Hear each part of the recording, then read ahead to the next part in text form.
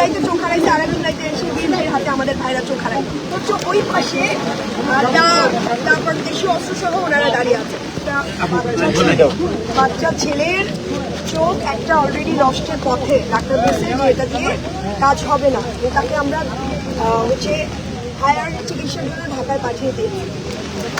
এই যে এতগুলো পুলিশ এইখানে, তাদের উচিত ছিল কি? তাদের উচিত ছিল ওদেরকে প্রতিহত করা, কিন্তু তারা এইখানে এসে আমাদেরকে আটকায় দিচ্ছে। আমাদের যারা ভাই ব্রাদাররা ওখানে যারা আহত হয়েছে তাদেরকে দেখতে যাওয়া তো আমাদের দায়িত্ব, এবং আমরা অবশ্যই দেখতে যাবো এবং আইনি ব্যবস্থা নেব। সবচেয়ে গুরুত্বপূর্ণ যে কথা, এই যে এত পুলিশ, শত পুলিশ এখানে, কিন্তু দেখেন আজকে প্রায় 24 ঘন্টা পার হয়ে যাচ্ছে, এখন পর্যন্ত একজনকে গ্রেফতার করতে পারবে।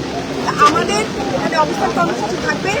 আমরা বলেছি যে আমরা থানায় যাব, মামলা দিব, মামলা দিয়ে আমরা চলে আসবো। কিন্তু সেই মামলা দেওয়ার যে একটা একটা টোটালি ধরা চলে, ঠিক আছে, আমরা তো মামলা দিতে পারি। এবং আমরা এটাও বলেছি যে আমরা 4-5 জনও যেতে রাজি, কিন্তু সেটাও ওনারা রাজি হচ্ছেন না, আমাদেরকে যেতে দিচ্ছেন না। অথচ ওই পাশে তারপর দেশীয় অস্ত্র সহ ওনারা দাঁড়িয়ে আছে।